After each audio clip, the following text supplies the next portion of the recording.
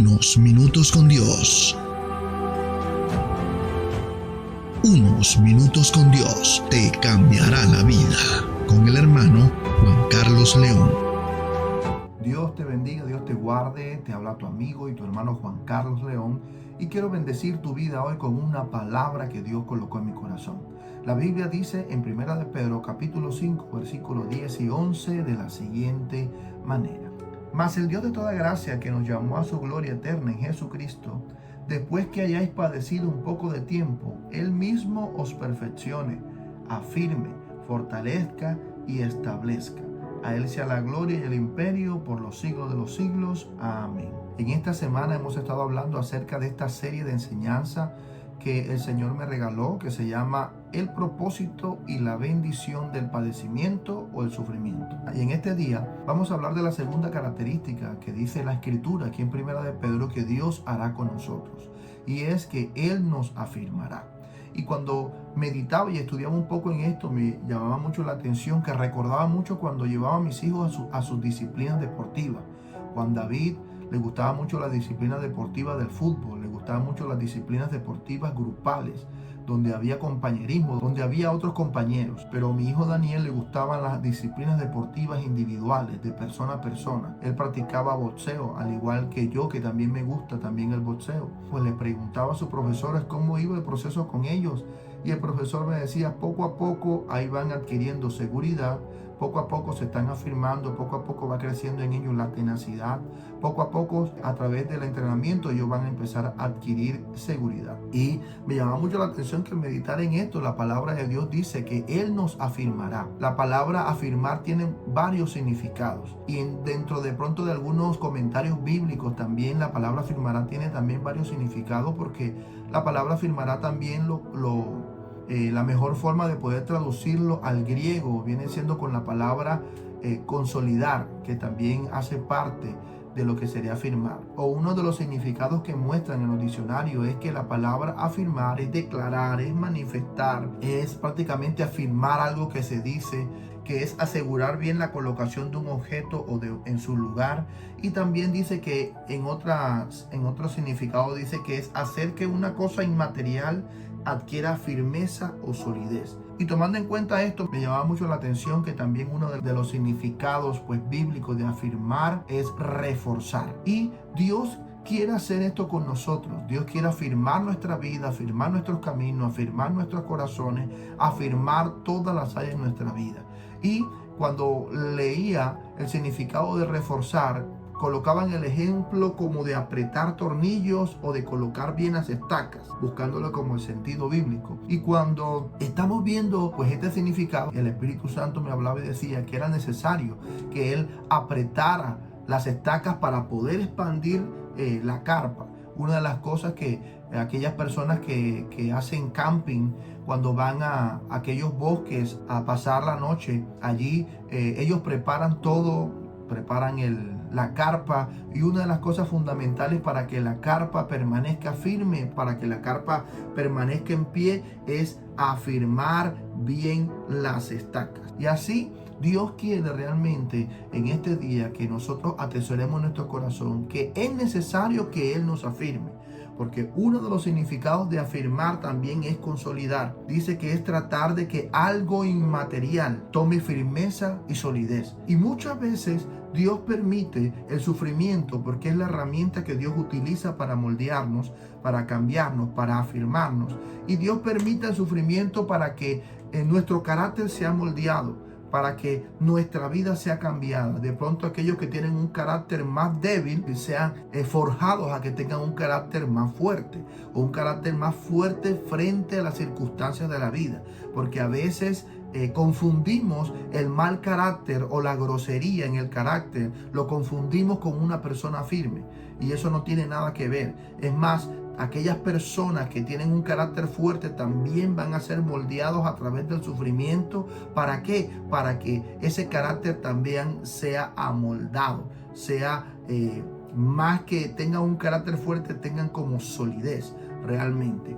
Entonces, aquí hay algo interesante que quiero compartirles, y dice que en este significado me llamó mucho la atención la palabra reforzar. Y una de las cosas importantes que escribí aquí es que es necesario que Dios afirme nuestros corazones, afirme nuestras vidas, afirme nuestros caminos. Entonces me surgió una pregunta: ¿cómo se produce en nosotros la firmeza? Ahí es donde nosotros realmente debemos tener en cuenta que la firmeza se desarrolla solamente a través de la disciplina. Dios permite el sufrimiento y el padecimiento en nosotros para forjar en nosotros un carácter, para que nuestro sí sea sí, para que nuestro no sea no. Y el propósito de afirmarnos es consolidarnos a que tengamos un pensamiento más sólido, no importando que vengan las dificultades, que vengan las adversidades, seguir con el mismo pensamiento. Y por eso Dios tiene que afirmar nuestra vida, tiene que afirmar nuestros pensamientos. ¿Para qué? Para que tengamos el mismo pensamiento acerca de Él, no importando las circunstancias que vayamos a atravesar. Y una de las cosas de estas, quiero mostrárselo a través del patrón bíblico. La palabra de Dios nos muestra a un hombre que había aprendido a adquirir firmeza y había sido Job. Dice la escritura claramente que Job fue la persona que dijo: Jehová dio, Jehová quitó, sea el nombre de Jehová bendito. Era una persona que había sido forjado, una persona que tenía un carácter, pero necesitaba, a través de lo que él atravesó, necesitaba una solidez de carácter, una firmeza de carácter, necesitaba algo más grande que Dios tenía para él, y Dios lo hizo a través de la herramienta del padecimiento y del sufrimiento. Entonces, ¿cómo Dios desarrolla esto en nosotros? A través de la disciplina. La disciplina es lo que nos da a nosotros firmeza. Miren, cuando nosotros practicamos una disciplina deportiva, nosotros no vemos los resultados de lo que estamos haciendo, no lo vemos de manera inmediata. ¿Por qué? Porque a veces vamos muy motivados de pronto a entrenar en el gimnasio, a entrenar una disciplina deportiva, sea fútbol, sea voleibol, sea béisbol, y vamos nosotros emocionados, motivados, pero a través del tiempo, a través de ir todos los días a practicar, a través de todos los días de ir a entrenar, se va desarrollando en nosotros una disciplina.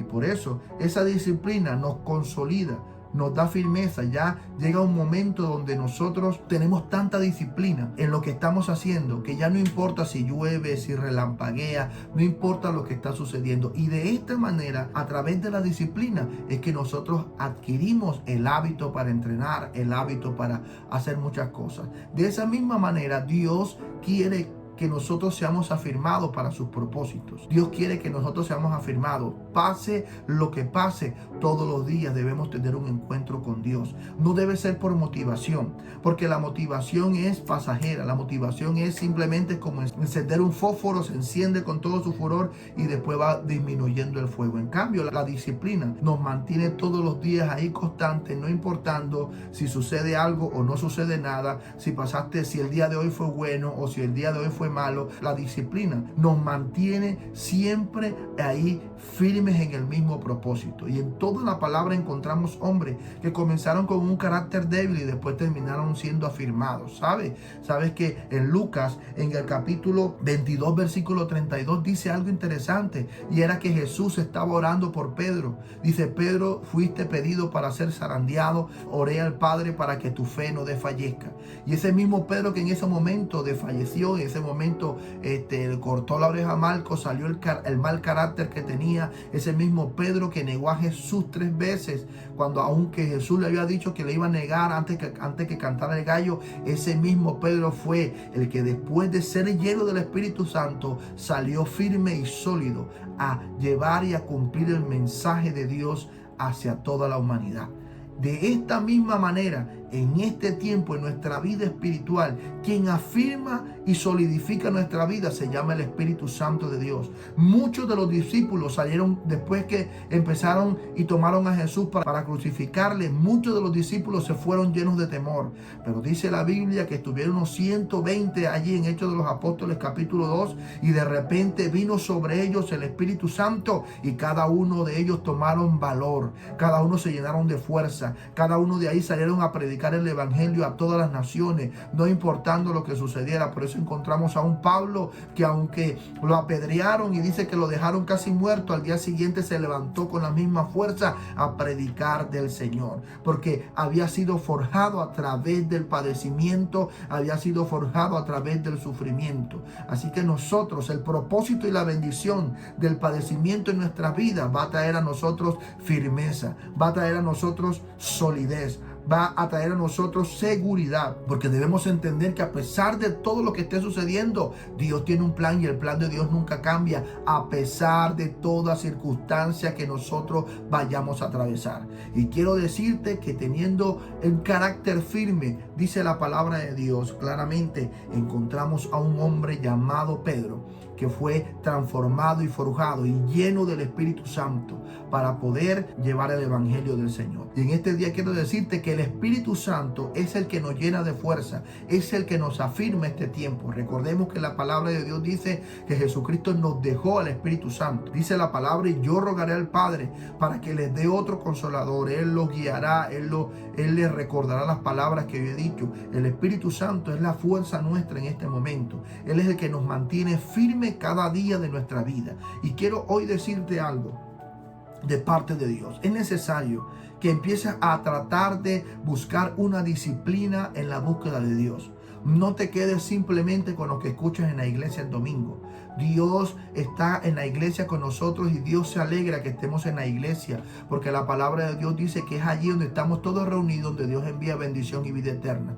Pero es necesario que tú tengas todos los días un contacto directo con Dios, de lo cual debes de crear una disciplina, sabiendo que no importando las circunstancias que sucedan, tú estés allí. Porque recordemos que nuestro espíritu tiene que ser alimentado todos los días de la palabra de Dios, de la oración, del ayuno, de la vigilia. Y yo vengo a decirte hoy que la misión de unos minutos con Dios te cambiará la vida es esta. Es decirte que si tú tienes unos minutos con Dios, si tú buscas a Dios unos minutos cada día, tu vida va a cambiar por completo. Y esto, unos minutos con Dios, es la manera en la cual Dios a mí me llevó a una disciplina espiritual que no la tenía, que sé que no es fácil, porque de pronto podemos tener disciplina en cualquier otra cosa, pero cuando estamos hablando de las cosas espirituales tenemos oposición. La oposición nos va a llevar a nosotros a que de pronto desfallezcamos en el proceso, pero no importa.